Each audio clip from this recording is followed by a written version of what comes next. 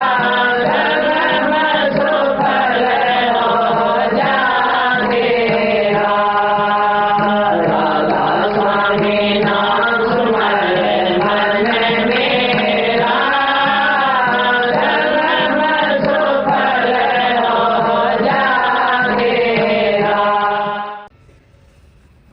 के दूत संतों को कहते हैं जब परमात्मा किसी के साथ भेदभाव नहीं करता। आप कह सकते हो फिर ये ऊंची नीची जातियां क्यों हैं, ये अमीर गरीब परमात्मा ने नहीं बनाए क्या, ये छोटे बड़े का भेदभाव क्यों है, ये सब लोग बराबर क्यों नहीं, ये दुखी सुखी क्यों हैं, कोई सुखी है कोई दुखी है, कोई अमीर है कोई गरीब है, कोई अपने आप को ऊंची जाति का कहता है कोई नीची जाति का, कोई बाबू बादशाह सेठ है तो कोई गरीब भिखारी दुखी है। ये चीज़ें इंसान ने बनाई थी, ये उसके कर्मों का फल है। कर्म इंसान स्वयं करता है, इसलिए अपने कर्म को सुधारना और बिगाड़ना भी इंसान के ही हाथ की बात है। लेकिन इन सभी सवालों के जवाब संतों के सत्संग में मिलते हैं। संत उनको यही बात समझाते हैं कि जो इंसान जैसा कर्म करता है तो उस कर्म का फल निश्चित रूप से उसे ही भोगना पड़ता है। अब कर्म करते हम हैं, दोष किसी और को देते हैं कि मेरे साथ ऐसा क्यों होता है। परमात्मा ने ना जाति बनाई, ना छोटे बड़े बनाए, ना गरीब अमीर बनाए, ना वो किसी को इनाम देता है ना किसी को दुख देता है। ये तो छोटी सोच के कारण इंसान अपनी सोच से फैसले कर लेता है। परमात्मा तो सबके कर्म के अनुसार उनके कर्मों को भुगतवाता है। जो जैसे कर्म करता है वैसा ही उसको परिणाम मिलता है। अच्छा करने वाले को अच्छा है, बुरा करने वाले को बुरा है। तो संतों के पास जब जाते हो तो संत कहते हैं कि आप लोग जो सुखी हो, आप सुखी अपने नेक कर्मों के कारण हो। नेक कर्म आपके पिछले जन्मों के हैं। प्रारब्ध कर्म के कारण हमें ये जीवन मिला है। प्रारब्ध पिछले कर्म जीवन में अच्छे कर्म किए तो हम यहाँ अच्छे इंसान बन के आए। जिसे अच्छे किए उसके संपूर्ण अंगों से संपन्न है, वो उसके पास सर्व साधन सुलभ है। अगर वो ठीक काम करता है, बुराइयों में नहीं पड़ता, बुरी आदत नहीं लगाता, धर्म नीति पर चलता है, तो उसको आगे का भी उसका जीवन संवर जाता है। परंतु इसके साथ साथ संत कहते हैं कि अगर तुम अपना कल्याण हित या मोक्ष चाहते हो तो उसके लिए तो संतों की दीक्षा काम आएगी। एक होती है शिक्षा और एक होती है दीक्षा। शिक्षा तो होती है हमें अच्छे और नेक कर्म करने की बातें, और दीक्षा होती है इस जन्म मरण से छुटकारा पाना या मोक्ष का कार्य करने के लिए। संतों से दीक्षा लेके उस प्रभु के नाम का जो भी संत तरीका बताते हैं, एक तरीका नहीं है। कोई जप बताता है, कोई तप के रास्ते खोज करता है, कोई योग के द्वारा करता है, कोई ज्ञान मार्ग के द्वारा उस पर जाना चाहता है, कोई अपने आप को यज्ञ हवन पूजा पाठ मंत्र उच्चारण के कारण कहता है कि हमारा जीवन या अच्छा होगा, उनका परिणाम अच्छा मिलेगा, स्वर्ग वैकुंठ मिल जाएंगे। इसमें कोई संदेह नहीं है कि जैसा काम करते हो जितना उस काम करने का फल है वो मिलेगा। यज्ञ करने का फल है वो यज्ञ जितना अपना फल है वो देगा। अगर जब तप करते हो तो जितना उनका है, देखो ऋषियों की कथाएं सुनते हैं कितने तप करने से उस वैकुंठवासी हुए, साधना करने से ऐसे ऐसे उन्होंने यज्ञ हवन पूजा पाठ किए कि इंद्र तक का सिंहासन डोल गया। इंद्र को भी ये खतरा हुआ बार बार के ये अगर तप करके मेरे पास यहाँ पहुँच जाते हैं तो मुझे छोड़ना पड़ेगा। इसलिए उनकी दौड़ जहाँ तक होती है वो उतना ही फल देते हैं। परंतु संत जो नाम देते हैं वो ना स्वर्ग के लिए देते हैं, ना बैकुंठ के लिए देते हैं, ना किसी और ये देते हैं कि उसको यहाँ दुनिया में दोबारा से आके अपना अच्छा जीवन मिले, या उनको सारे भोग्य पदार्थ जिनको हम दुनियादारी के लोग सुख मानते हैं वो मिले। बल्कि संत तो कहते हैं कि संसार के जितने पदार्थ हैं और जिनमें हम सुख खोजने का प्रयास करते हैं वो सुख देने वाले नहीं हैं, बल्कि उनकी तासीर सुख वाली है ही नहीं। वो सुख सिर्फ कुछ लम्हों में कुछ समय तक सीमित रहता है, उसके बाद वो दुख में परिवर्तित हो जाता है। सदा जो सुख और आनंद अगर लेना चाहते हो तो वो संतों द्वारा सुझाया गया नाम, और नाम के द्वारा नाम भक्ति, और नाम भक्ति कमाने के लिए गुरु की भक्ति। और गुरु भक्ति में गुरु कहता है सबसे प्रथम है सेवा भक्ति। और सेवा की शुरुआत कहाँ से? घर से होती है। जो माँ बाप की बूढ़े बुजुर्ग की इज्जत कदर करना, उनकी बात उनकी शिक्षा का पालन करना, अच्छा बर्ताव करना, घर में जो सेवा करता है, ज़बान से जो मीठा बोलता है, नेक काम करता है, अपने तन से मन से धन से किसी को कष्ट नहीं देता है, ये शिक्षा जब उसको घर से मिलती है तो बाहर समाज में भी जाके वो नेक काम करता है। लेकिन ये नेकी के काम के साथ साथ संत उनको कहते हैं कि नाम की कमाई करने से तेरा ये जगत नहीं, जगत के सुख तो इन चीज़ों से ही मिल जाएंगे, लेकिन नाम की कमाई करने से आपकी अगत बढ़ेगी। अगत क्या है कि हम किसी स्वर्ग वैकुंठ की नाम लालसा करते हैं, बल्कि अपने तो सीधी बात कही है कि मुक्ति की भी हमें चाह नहीं है, क्योंकि हमें सिर्फ भक्ति प्यारी लगनी चाहिए। और भक्ति में जिसका मन लग जाता है, ना तो उसको दुनिया की चाह होती है और ना ही आगे कोई मुक्ति की वो चाह तक देखते हैं। वो तो ये चाहते हैं कि उनकी मन की इच्छाएं काबू में रहें, सुख शांति से जीवन बीते, उनकी लालसा किसी प्रकार ना बढ़े, दुनियादारी की चीज़ों में उनका मन ना लगे। तो संतों ने स्पष्ट कहा कि दुनियादारी में रह के, इसका अर्थ छोटे मायने में ये नहीं सोचना चाहिए हमें कि हम इसको छोड़ के दुनियादारी के काम ही छोड़ दें और सिर्फ भक्ति में लग जाए। नहीं, दुनियादारी के कामों को पहले करना। संतों की यही खूबी रही है। उन्होंने कहा है कि घर में रहो, कमा के खाओ, पर धन पर क्रिया से नहीं ना लगा। घर में रहते हुए अपनी मेहनत, अपनी हक हलाल की कमाई खाओ, जो सच्ची कमाई है, ईमानदारी की, धर्म के रास्ते पे चलते हुए सच्ची कमाई करके जो इंसान अपना कमाया हुआ खाता है, उसके विचार शुद्ध और पवित्र होते हैं तो उसका जीवन भी पवित्र होता है। जहाँ उसका जीवन पवित्र है तो पवित्र काम करने में उसकी रुचि बढ़ेगी। लेकिन एक बार जो इस दुनिया में जो गलत आदतें हैं, चोरी है, झूठ है, कपट है, बेईमानी है, धोखाधड़ी है, दूसरों के साथ लड़ाई झगड़ा, इन चीज़ों का परिणाम यही है। जब ये चोरी, झूठ, कपट, बेईमानियाँ, निंदा, चुगली आ जाती हैं तो उनमें लड़ाई झगड़े, मुकदमे, ये चीज़ें बढ़ती चली जाती हैं, तो उससे इंसान की दिमाग में परेशानियाँ भर जाती हैं। और जिसके दिमाग में परेशानियाँ भर गई वो कभी भी फिर शांत नहीं रह सकता। उसको अच्छी बातें भी बुरी लगने लगती हैं, रात दिन उन्हीं बातों में लगा रहता है, उसके ख्यालात में अच्छी सोच नहीं बनती, नकारात्मक विचार आ जाते हैं, तो उसका जीवन भी उसी प्रकार से सब कुछ होते हुए भी दुखी हो जाएगा। जो कोई काम अगर ठीक होगा उसको भी वो गलत कर बैठेगा, और एक बार जब लाइन से उतर जाता है तो फिर इंसान गिरता चला जाता है। इसलिए हमें अपनी निरख परख करते रहना चाहिए कि जो संत हमें रास्ता दिखाते हैं, जो शिक्षा हमें देते हैं, क्या हम उसके अनुसार अपना काम करते हैं? क्या हमारे ऊपर उनके उपदेश का, शिक्षा का कोई प्रभाव है?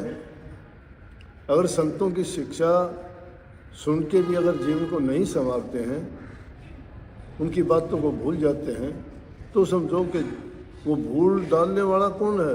तुम्हारे अंदर में शैतान बैठा हुआ है, जिसको मन कहते हैं।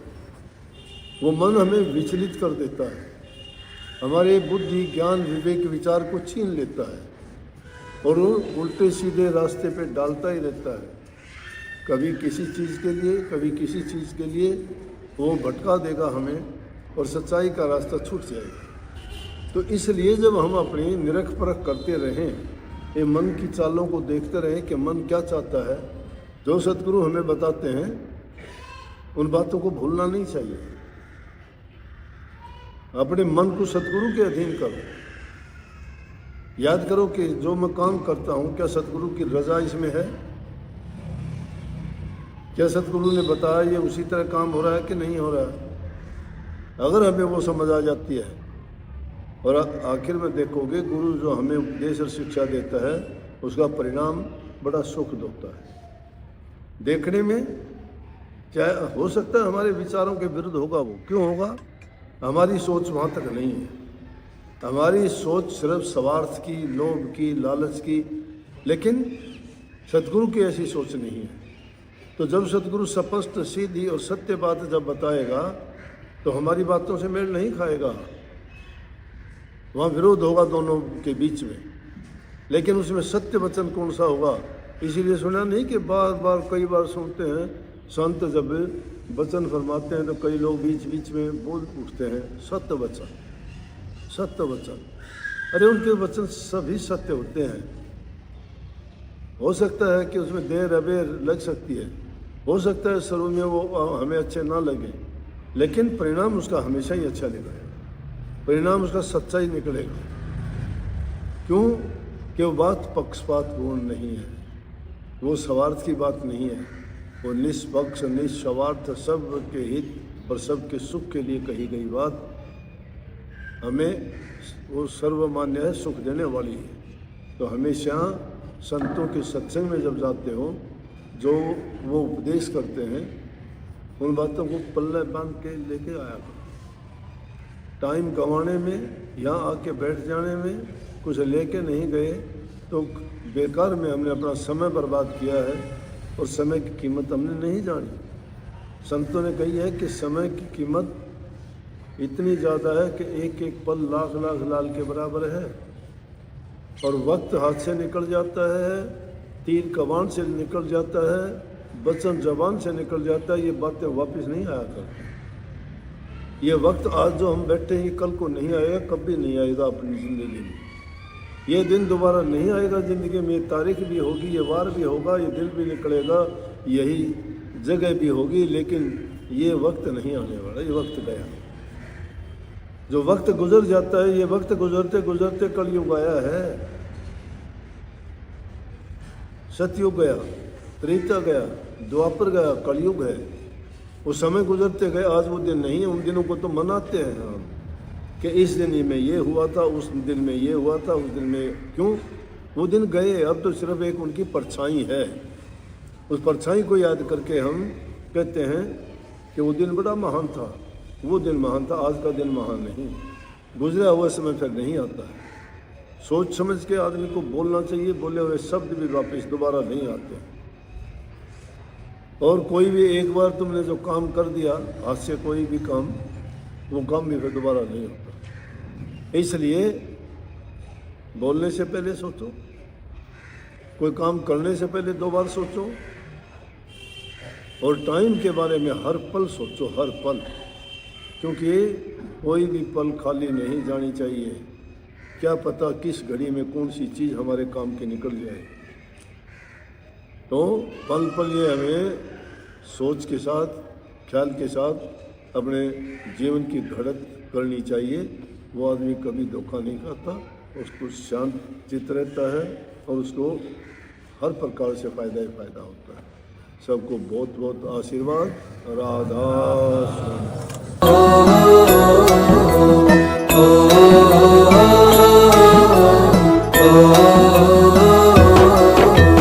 चल सतगुरु के धाम हेली, रच दे सारे काम है, लेके उनसे नाम करो तुम, भजन सुबह हो शाम है।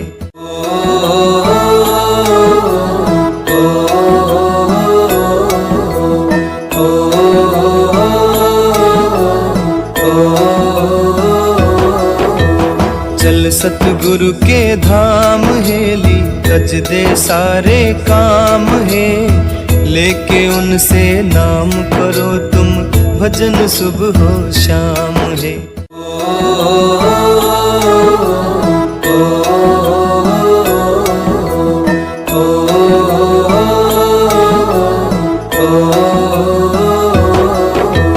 चल सतगुरु के धाम है।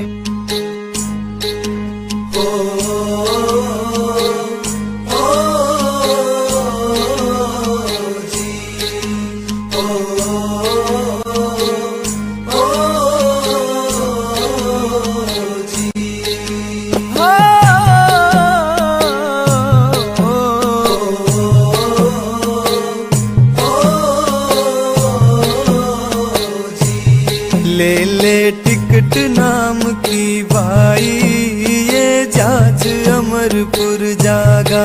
ले ले टिकट नाम की भाई, ये जाज अमरपुर जागा।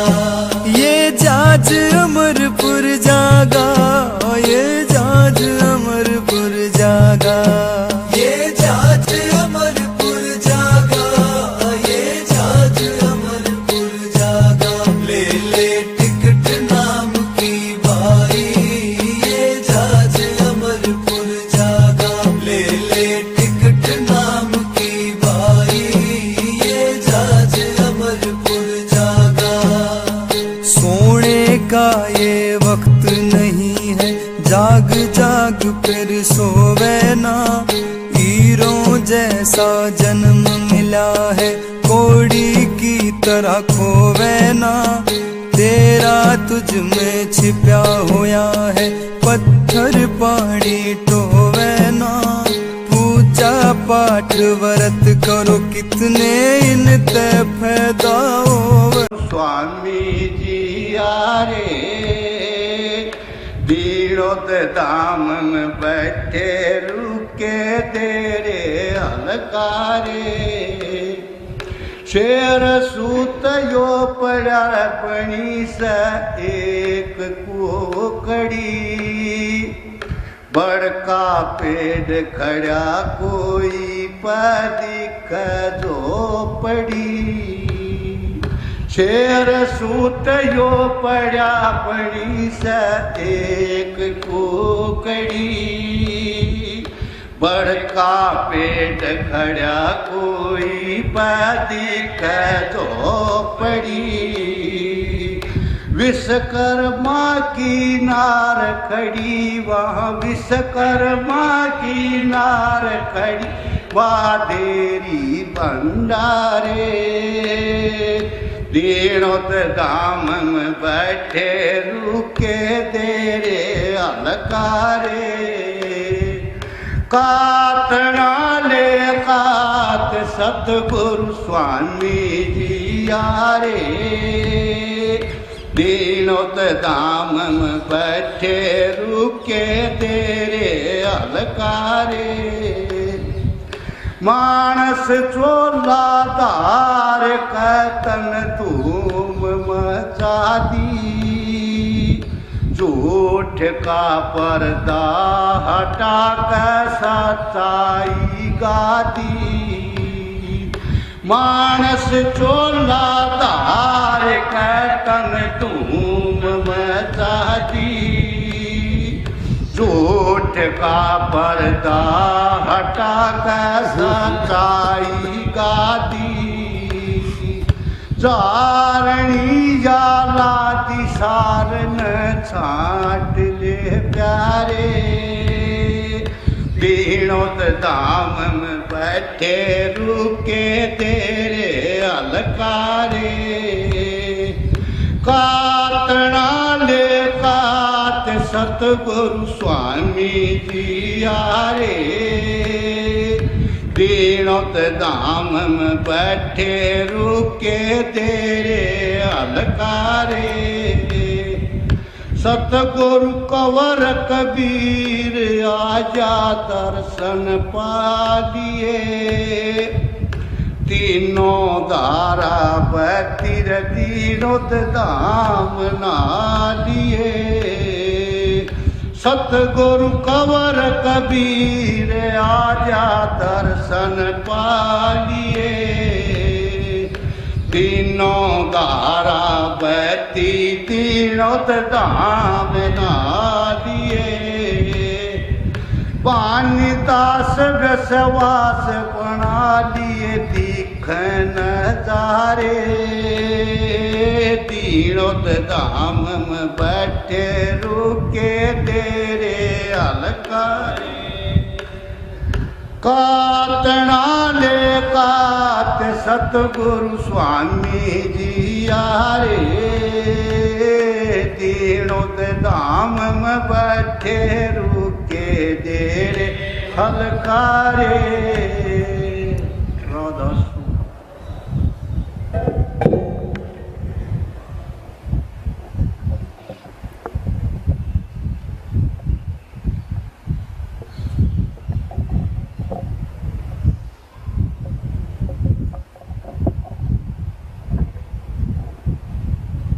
राधा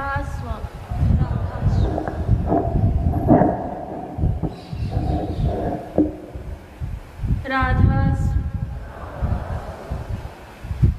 तेरे चरणों की सिवाय सतगुरु मेरा कहाँ ठिकाना तेरे चरणों के सिवाय सतगुरु मेरा कहाँ ठिकाना मेरा कहाँ ठिकाना सतगुरु मेरा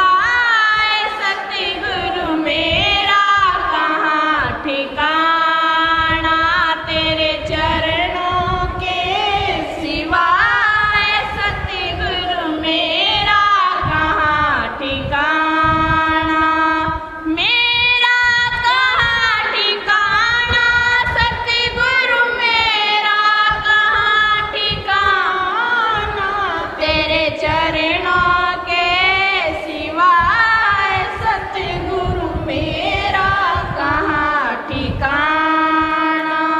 सतगुरु तारा चंद के समझ कंवर, सतगुरु के चरण समाना, सतगुरु तारा चंद के समझ कंवर, सतगुरु के चरण समाना। बंदे तेरा जीवन बीता जाता है, ठोकर खा कर गिर जाता है, उसे कोई न कोई उठाता है।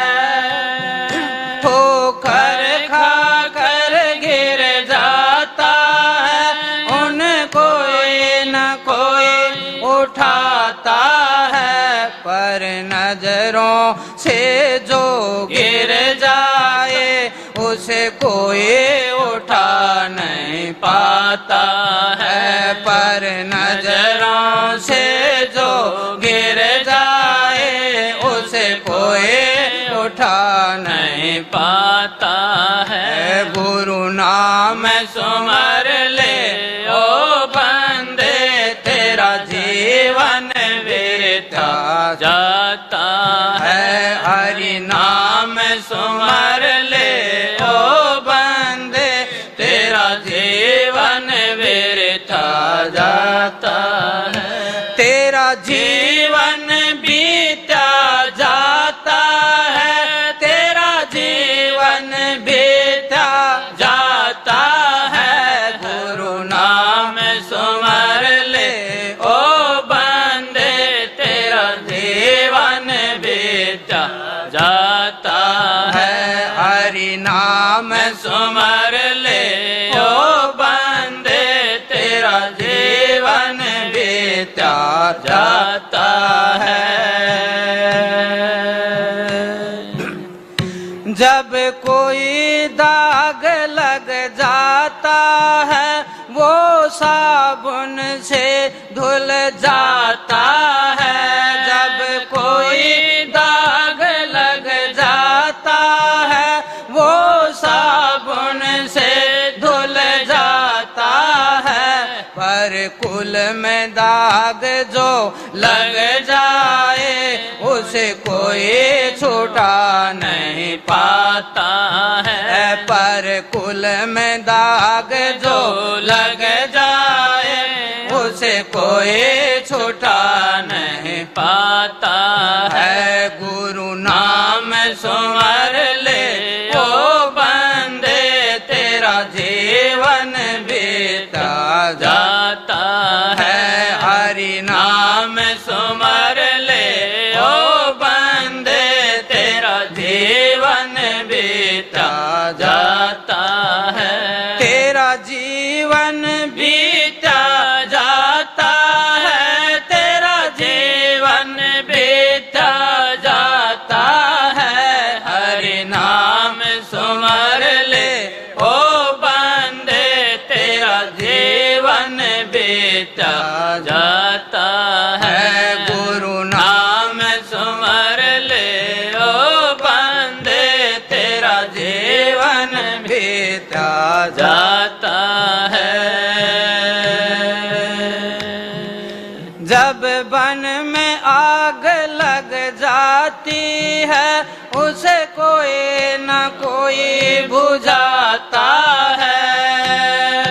जब वन में आग लग जाती है, उन्हें कोई न कोई बुझाता है, पर दिल में आग जो लग जाए उसे कोई बुझा नहीं पाता है। पर दिल में आग आग जो लग जाए उसे कोई बुझा नहीं पाता है। गुरु नाम सुमर ले ओ बंदे तेरा जीवन बीता जाता है। हरि नाम सुमर ले ओ बंदे तेरा जीवन बीता जाता है। तेरा जीवन बीता जाता है, तेरा जीवन बीता जाता है। हरि नाम सुमर ले ओ बंदे तेरा जीवन बीता जाता है। जो अपनी नींद सो जाता है उन्हें कोई न कोई उठाता है। जो अपनी नींद सो जाता है उसे कोई न कोई उठाता है। जो प्रभु की जो उसे कोई न कोई उठाता है। हरि नाम सुमर ले ओ बंदे तेरा जीवन बीता जाता है। गुरु नाम सुमर ले ओ बंदे तेरा जीवन बीता जाता है। जो कर्मों से गिर जाता है उसे कोई उठा नहीं पाता है। जो कर्मों से गिर जाता है उसे कोई उठा नहीं पाता है। पर गुरु की शरण में जो आ जाए वो भव से पार हो जाता है।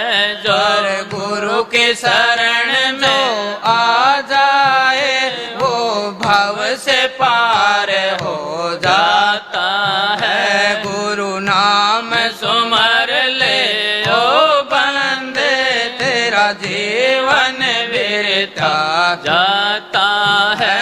हरि नाम सुमर ले ओ बंदे तेरा जीवन बीता जाता है। तेरा जीवन बीता जाता है, तेरा जीवन बीता जाता है। गुरु नाम सुमर ले ओ बंदे तेरा जीवन बीता जाता है। हरि नाम सुमर ले ओ बंदे तेरा जीवन बीता जाता